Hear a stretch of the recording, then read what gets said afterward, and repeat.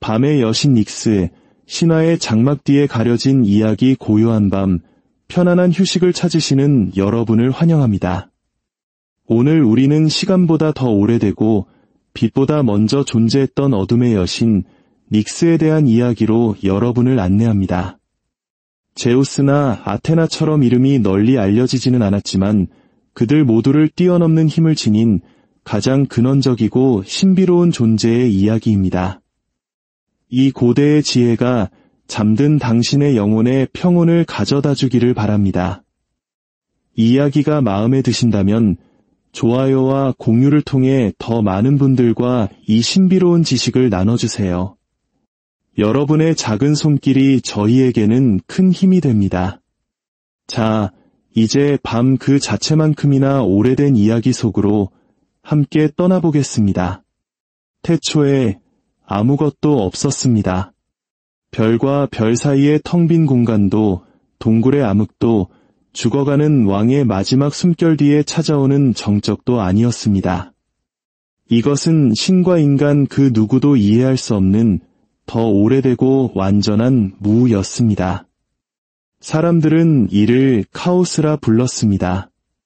그러나 카오스는 폭풍이나 광란이 아니었습니다.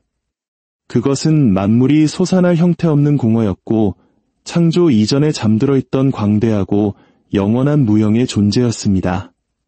하늘도, 바다도, 땅도, 불도 없었습니다. 시간조차 아직 태어나지 않았기에 시간도 존재하지 않았습니다. 그 깊이를 알 수 없는 어둠 속에서 존재의 첫 떨림이 일어났습니다. 그 심연에서 최초의 원초적 존재들이 태어났습니다. 살과 뼈로 만들어진 것이 아니라 개념과 고대의 힘 그 자체로 태어났습니다.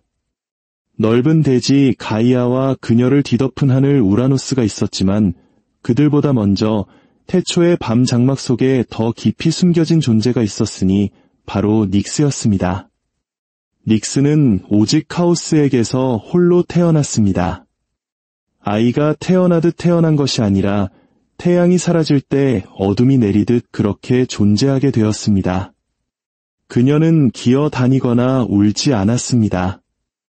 텅 빈 공간을 배경으로 솟아나는 그림자처럼 나타났습니다. 그녀가 발을 내딛는 곳마다 어둠이 따랐습니다. 닉스는 밤 그 자체의 현신이었습니다. 침묵으로 옷을 입고 별들로 왕관을 썼습니다. 다른 태초의 신들조차 그녀를 경외심을 담아 바라보았습니다. 그녀의 존재는 포효하거나 공격하지 않았습니다. 그저 존재할 뿐이었고 그것만으로도 세상은 고요해졌습니다. 그녀는 왕좌를 차지하지도 영토를 주장하지도 않았습니다. 그러나 모두가 그녀의 영역을 알고 있었습니다.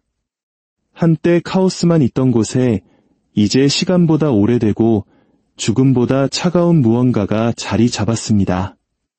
그녀의 존재는 하늘을 가리고 땅에 입맞추며 바다를 침묵시켰습니다. 닉스는 정적을 가져왔습니다. 햇불이 꺼질 때 내리는 고요함, 어둠을 꿰뚫어 볼 수 없을 때 심장에 스며드는 두려움, 그러나 동시에 평화도 가져왔습니다. 그녀의 고요함 속에서 휴식이, 휴식 속에서 꿈이, 그리고 꿈 속에서 미래 예언의 첫 씨앗이 싹텄습니다. 시인과 신비주의자들은 여러 시대에 걸쳐 그림자로 뒤덮인 말들이 끄는 그녀의 전차가 하늘을 가로지르며 꺼져가는 불꽃에서 튄 불씨처럼 별들을 흩뿌리는 모습을 속삭였습니다. 그들은 빛을 빨아들이는 옷을 입고 멀고 먼 지혜로 희미하게 빛나는 두 개의 석탄 같은 눈을 가진 그녀를 상상했습니다. 그녀는 밤의 공포가 아니라 밤의 근원이었습니다. 가청성된 세상은 그녀가 걷는 곳에서 침묵을 배웠고 그녀가 머무는 곳에서 휴식의 의미와 두려움의 형태를 배웠습니다. 모든 것이 야생이고 길들여지지 않았던 태초의 시절에도 닉스는 천둥이나 칼날이 아닌 필연성으로 자신의 영역을 다스렸습니다. 모든 것은 잠들어야 하고 그들이 잠들 때 밤이 지배하기 때문입니다. 최초의 밤은 사건이나 선포가 아니었습니다. 그것은 닉스가 눈을 뜨고 텅 빈 하늘을 바라본 순간이었습니다. 그리고 그 순간 어둠이 내렸습니다. 결코 끝나지 않는 어둠, 신들을 낳은 어둠, 별들이 빛나기 전에 별들에게 비밀을 속삭인 어둠. 모든 것이 비롯되었고 때가 되면 모든 것이 돌아갈 그 어둠이었습니다. 올림포스의 신들이 왕좌에 오르기 전, 타이탄들이 원시의 혼돈에서 질서를 조각하기 전 세상은 법이나 혈통이 아닌 리듬에 의해 지배되었습니다. 이 리듬은 기억보다 오래되고 어떤 바다보다 깊었으며 닉스가 젊은 하늘을 가로질러 그림자 손을 뻗었을 때 처음 시작되었습니다. 그 순간부터 빛과 어둠의 순환이 시작되었습니다. 계획된 것도 강요된 것도 아니었습니다. 그저 그러했습니다. 파도가 해변에 입맞추고 다시 물러나듯 불이 타올랐다 재로 사그라지듯 밤은 낮 다음에 오고 낮은 밤 다음에 왔습니다. 그것이 우주의 첫 번째 법칙이었습니다. 돌에 새겨지거나 소리내어 말해진 것이 아니라 닉스의 조용한 통행으로 세상의 뼈대 속에 짜여진 법칙이었습니다.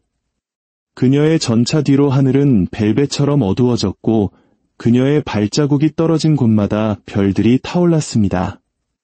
그녀는 발자국 대신 침묵만을 남겼습니다. 전장이 텅 비었을 때나 연인들이 열정 뒤에 숨을 쉴 때 내리는 그런 종류의 침묵. 어깨를 짓누르고 원하든 원치 않든 사람들이 자신의 생각에 귀 기울이게 만드는 무게를 지닌 침묵이었습니다. 매일 첫 빛이 물러나고 땅끝 너머로 사라질 때 닉스의 존재가 돌아왔습니다. 새들은 나무에서 침묵했고 짐승들은 피난처를 찾았으며 인간들은 그녀를 쫓아내기 위해서가 아니라 그녀와 함께하는 자신을 위로하기 위해 불을 피웠습니다. 어둠 속에서는 모든 것이 평등했기 때문입니다. 왕과 거지, 전사와 겁쟁이 모두 밤이 되면 누워야 했습니다. 기도가 아니더라도 고요함으로 그녀에게 응답해야 했습니다. 그녀의 이름으로 세워진 신전은 없었습니다. 감히 그녀를 가두려 할 자가 없었기 때문입니다. 그녀는 소환할 수 있는 여신이 아니었습니다. 그녀는 원할 때 왔고 모든 것은 굴복했습니다. 두려워하는 자들에게는 그럴 만한 이유가 있었지만 그들조차 밤 없이는 휴식이 없다는 것을 알았습니다. 작물이 봄에 푸르게 솟아나려면 흙 속에서 잠들어야 하고 상처가 아물기 시작하려면 먼저 숨겨져야 합니다. 명료하게 눈을 뜨고 싶다면 인간은 눈을 감아야 합니다. 닉스는 생명의 적이 아니었습니다. 그녀는 생명의 동반자이자 균형이었으며 필요한 끝이자 필요한 시작이었습니다. 다른 태초의 존재들이 분노와 불꽃으로 자신의 영역을 주장하는 동안 닉스는 고요함으로 자신의 영역을 차지했습니다. 바다를 가로질러 뻗어나갈 수 있는 고요함, 여러 세대를 넘어 지속될 수 있는 고요함, 세상을 삼키고 아침이 올 때까지 품을 수 있는 고요함이었습니다. 그리고 그녀의 침묵 속에는 예언이 살고 있었습니다. 신전의 신탁이나 미친 자들의 중얼거림이 아닌 운명의 첫 번째 진정한 감각이었습니다. 그녀는 앞으로 올 일을 알고 있었습니다. 계산을 통해서가 아니라 그녀 자신이 미래가 잉태되는 공간이었기 때문입니다. 심장 박동 사이의 정적 속에서 동트기 전의 어둠 속에서 세상이 태양으로부터 얼굴을 돌리고 귀 기울이는 순간 그곳에 닉스가 기다리고 있었습니다. 그리고 그곳에서 그녀는 영원히 기다릴 것입니다. 마지막 별이 희미해지고 마지막 신이 침묵할 때까지 그녀는 남을 것입니다. 그것이 존재의 구조 자체에 새겨져 있기 때문입니다. 모든 빛이 닿으면 밤은 돌아올 것입니다. 태초의 시대, 세상은 두 고대 심장의 고동이 공허의 주름 속에서 울리는 것을 느낄 만큼 조용했습니다. 카오스의 비옥한 침묵에서 닉스가 나왔고 그녀와 함께 혹은 직후에 에레보스가 나타났습니다. 닉스가 밤의 숨결이었다면 에레보스는 그 숨결 자체를 품고 있는 더 깊은 어둠이었습니다. 그들은 같은 옷감으로 만들어졌으며 연기가 그림자를 만나듯 서로에게 녹아드는 두 존재였습니다. 그들 사이에는 경계가 없었고 시작도 끝도 필요 없었습니다. 황혼과 자정이 하늘에 같은 경계선에 놓여 있듯 그들은 함께 존재했습니다. 그들의 결합에서 자식들이 태어났습니다. 살과 팔다리가 아닌 우주적인 힘들이었습니다. 그들은 침묵에서 태어났기에 울지 않고 세상에 들어왔습니다. 하늘 꼭대기를 장식하는 밝은 상층대기 아이테르가 첫째였고 그의 광채는 미래의 신들이 궁전을 지을 산봉우리 너머까지 뻗어나갔습니다. 그리고 낮의 빛 헤메라가 뒤따랐습니다. 그녀는 장막을 걷어 세상을 처음으로 온전한 색으로 보게 하는 존재였습니다. 이는 마치 동양 철학의 음과 양처럼 서로를 정의하고 완성시키는 존재들이었습니다. 어둠의 어머니와 빛의 딸 사이에는 질투도 경쟁도 없었습니다.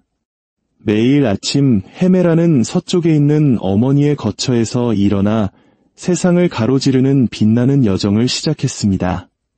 그리고 매일 저녁 그녀는 돌아와 어머니가 다시 나타나 땅 위에 벨벳 같은 고요함을 드리울 때 조용히 비켜섰습니다.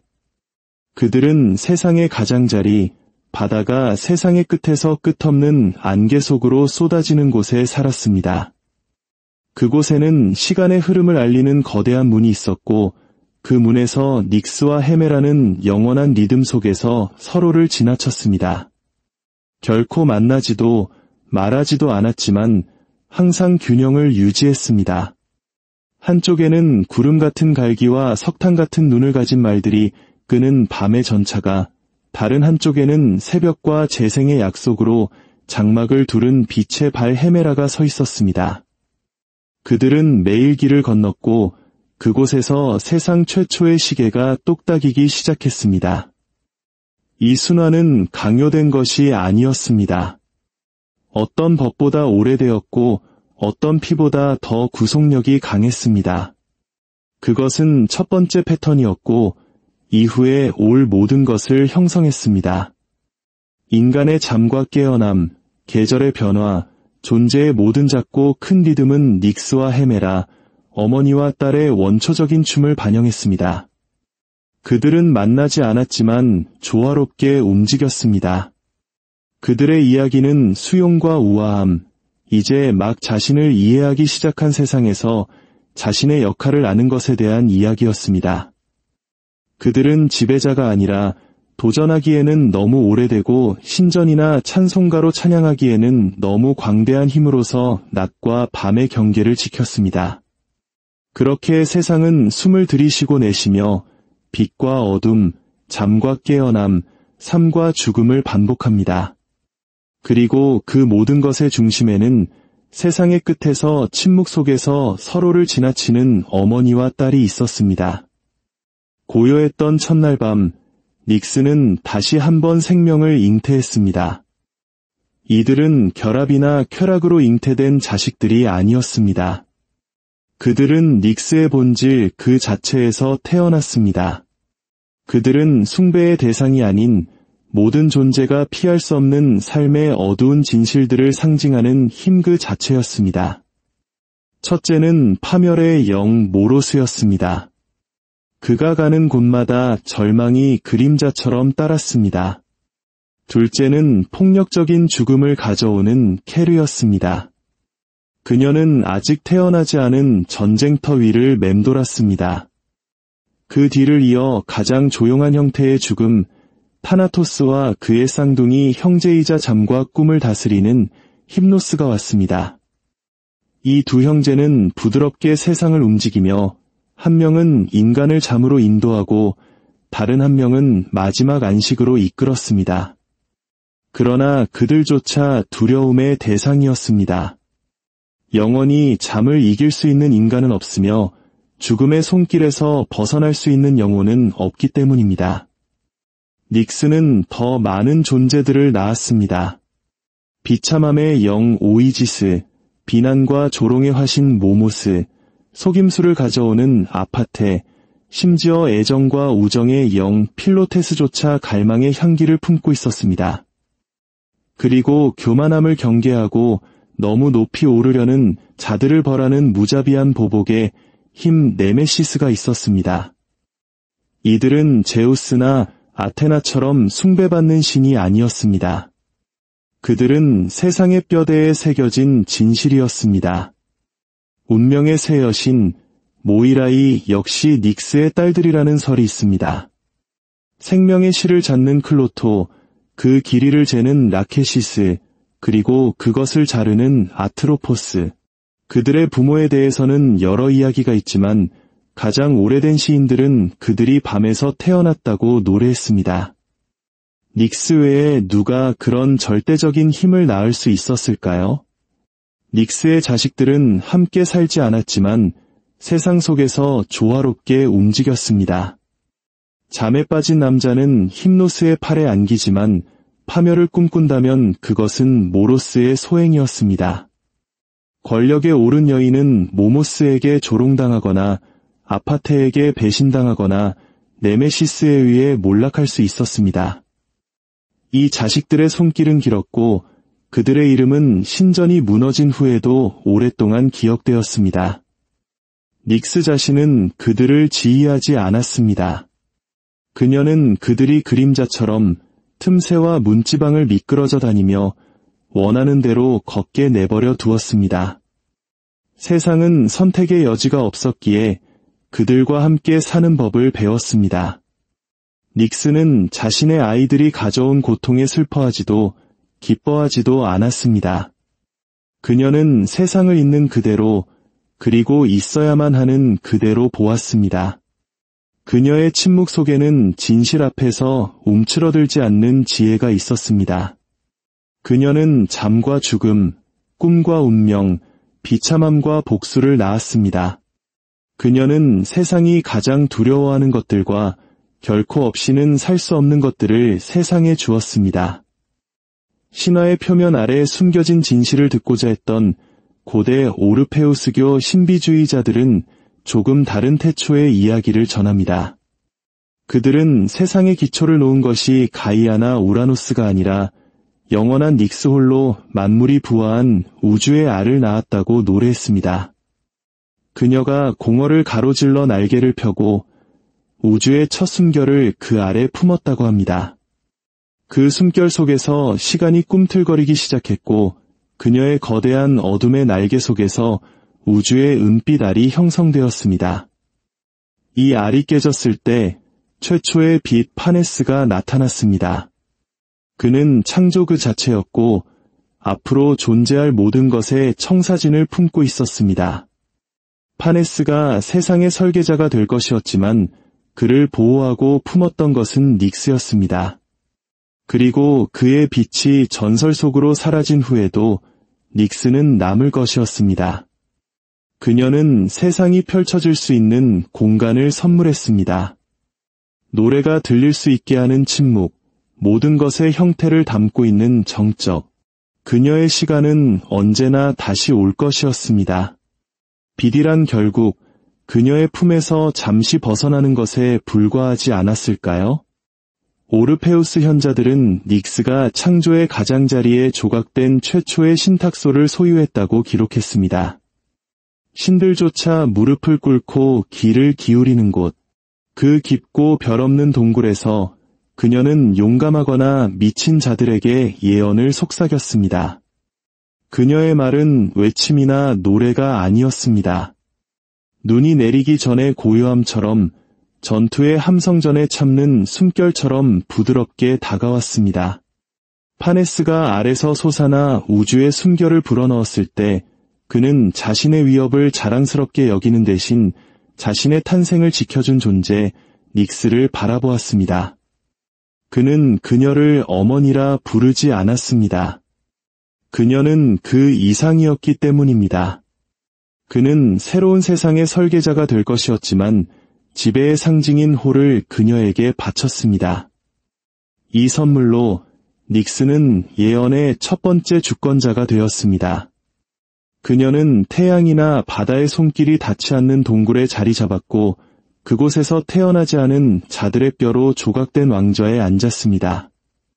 시간조차 스스로 따리를 트는 그곳에서 닉스는 아직 일어나지 않은 미래의 도래와 결코 일어나지 않았던 날들의 기억을 들었습니다. 타이탄을 다스렸던 크로노스조차 한때 그녀 앞에 무릎 꿇고 예언을 들었다고 합니다. 오르페우스 창가는 그녀를 만물의 지배자, 말 없는 명령으로 신과 인간을 다스리는 자라고 노래했습니다. 다른 이들이 예언을 자신의 선물이라 주장하게 될지라도 가장 먼저 말한 것은 닉스였고 다른 모든 신탁은 그저 그녀의 목소리가 시간에 의해 왜곡되고 희석된 메아리에 불과했습니다. 그녀의 지혜는 자비나 심판의 지혜가 아니었습니다. 그것은 1000번의 계절이 지나는 것을 본 돌의 지혜, 모든 발자국과 모든 난파선을 기억하는 조수의 지혜였습니다. 그녀는 경고하거나 애원하지 않았습니다. 그녀는 드러냈고 드러난 것은 바꿀 수 없었습니다. 그녀의 말을 들은 신들은 종종 듣지 않았더라면 하고 바랐습니다. 제우스가 처음 하늘을 바라보고 아버지의 왕좌를 차지했을 때 그는 비밀리에 그녀를 찾아갔다고 합니다. 그는 정복자로서가 아니라 한 명의 아이로서 그녀의 동굴에 와서 귀를 기울였습니다. 그녀가 그에게 무엇을 말했는지는 알려지지 않았지만 그 후 그의 통치는 변했습니다. 그는 더 신중해졌고 교활해졌습니다. 그는 자신의 꿈 사이의 침묵을 두려워하기 시작했습니다. 닉스가 여전히 지켜보고 속삭이며 그가 볼 수 없는 것을 보고 있다는 것을 알았기 때문입니다. 시인들은 종종 별들의 그림자 속에 앉아 신과 인간의 운명을 엮는 그녀를 상상했습니다. 그녀는 따뜻함은 아니었지만 안식처였고 친절함은 아니었지만 지혜였습니다. 그녀의 눈에 비친 우주는 전쟁터나 신전, 무대가 아니었습니다. 그것은 불과 서리의 구절들, 그리고 시작 속으로 다시 접히는 끝을 가진 길고 느린 노래였습니다. 그녀는 목소리를 높일 필요가 없었습니다. 세상은 이미 그녀의 언어로 말하고 있었기 때문입니다. 모든 침묵은 그녀의 창가였고 모든 꿈은 그녀의 재단이었으며 모든 밤은 그녀의 왕관이었습니다. 헤라 여왕이 트로이 전쟁의 흐름을 바꾸기 위해 제우스를 잠재워야 했을 때 그녀는 닉스의 아들 힘노스를 찾아갔습니다. 힘노스는 제우스의 분노를 기억하며 망설였지만 헤라의 간청과 선물에 결국 동의했습니다. 그는 이다 산으로 몰래 다가가 헤라의 품에 안긴 제우스의 눈꺼풀에 부드럽게 잠을 내렸습니다. 하늘의 왕이 잠든 사이 헤라는 전장의 흐름을 뒤바꾸었습니다. 그러나 잠은 영원할 수 없었고 깨어난 제우스는 별들을 눈멀게 할 만큼의 분노로 타올랐습니다. 그는 힘노스를 찾았고 겁에 질린 힘노스는 제우스가 감히 따르지 못할 유일한 곳 어머니 닉스의 품으로 도망쳤습니다. 제우스는 분노에 찬 채 닉스의 동굴 입구에 다다랐지만 그 어둠 속을 들여다보고는 멈춰섰습니다. 그는 감히 들어가지 못했습니다. 그의 분노는 사그라들었습니다. 그는 그 안에 무엇이 있는지, 누구를 마주하고 있는지 알았습니다. 그는 자신의 어린 시절을, 자신의 영혼을 형성했던 침묵을, 그리고 자신을 키워준 존재의 진실을 기억했습니다. 그렇게 천둥의 신은 발길을 돌렸습니다. 힘노스는 자비가 아니라 밤의 무게 덕분에 살아남았습니다. 그리고 그 순간 신들은 제우스조차 존중해야 하는 것이 무엇인지 기억했습니다. 밤의 여왕 닉스는 손이 닿지 않는 곳에 있었습니다. 그녀는 올림포스의 왕좌도 신전의 재단도 없었지만 그녀의 힘은 모든 침묵, 모든 그림자 속에서 느껴졌습니다. 제우스가 그녀의 동굴에서 물러났을 때 밤은 다시 한번 깊고 광대하게 언제나 그랬던 것처럼 세상을 지켜보았습니다. 그날 이후 신들 사이에서는 힘노스가 제우스의 분노에 맞서 살아남은 이야기가 조용히 전해졌습니다. 그것은 그의 힘 때문이 아니라 그의 어머니의 힘 때문이었습니다. 맹세를 깨는 자이자 폭풍의 아버지인 제우스조차 밤의 입구에 와서 침묵 속에 돌아섰다는 사실. 그리고 닉스는 누구도 건드릴 수 없다는 것이 암묵적으로 이해되었습니다. 그녀의 아이들은 세상을 떠돌며 꿈과 파멸을 뿌리고 운명과 두려움을 자극할지 모르지만 그녀 자신은 창조의 기반에 뿌리 내린 채 남아 있었습니다. 지배보다, 두려움보다, 하늘을 다스리는 신들보다 더 오래된 존재로 제우스는 왕좌에 오른 후에도 여전히 자신을 괴롭히는 예언과 혼돈의 속삭임에 대한 해답을 찾아 다시 닉스의 동굴로 향했습니다. 그는 왕이나 정복자가 아닌 아들로서 어쩌면 간청자로서 그곳을 찾았습니다. 그는 닉스에게 세상의 운명과 자신의 핏줄이 자신을 배신할 것이라는 오래된 예언에 대해 물었습니다. 닉스는 말 대신 하늘에 매달린 거대하고 황금빛 사슬의 환영으로 답했습니다. 세상의 모든 것, 신과 인간, 산과 바다 모두가 그 사슬에 묶여 있었습니다. 그리고 그 사슬의 끝은 기억보다 오래된 빛으로 반짝이는 한 존재가 쥐고 있었습니다. 닉스는 제우스에게 창조의 첫 불꽃, 기원의 불씨를 삼켜 하늘이나 폭풍 이상의 존재, 즉 세상 그 자체가 되어야 한다고 알려주었습니다. 그리하여 제우스는 최초의 신파네스를 삼켰다고 전해집니다. 그것이 문자 그대로의 진실인지 시적인 비유인지는 확실하지 않지만 그 이후 제우스는 변했습니다. 그는 단순히 통치하는 신이 아니라 우주를 포용하는 신이 되었습니다. 그는 황금 사슬이자 그것을 쥔 손이 되었습니다. 그러나 그는 결코 다시는 닉스를 찾지 않았습니다. 그는 그녀의 동굴의 침묵이 여전히 그곳에 있다는 것을 알았고 만약 다시 들어간다면 사슬 너머에 있는 것, 별들이 꺼진 후 어둠 속에서 기다리는 것을 보게 될 것이라는 사실을 알았습니다. 그는 그 환영을 볼 용기가 없었습니다.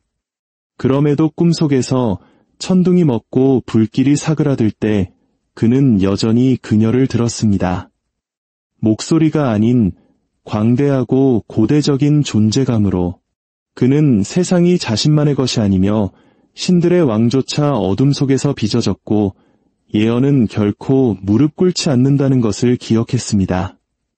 시간이 흘러 신들의 이름이 잊히고 그들의 신전이 먼지 아래 묻힐 때에도 밤의 공기 속에는 여전히 무언가가 남아있을 것입니다. 칼날로 벨 수 없고 법으로 지울 수 없는 존재감, 바로 닉스입니다. 그녀는 신들이 침묵했을 때에도 말하기를 멈추지 않았습니다. 그녀의 마지막 예언은 신들이나 왕들을 위한 것이 아니었습니다.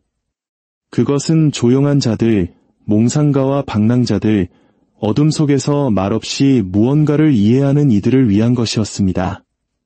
그녀는 그들에게 속삭였습니다.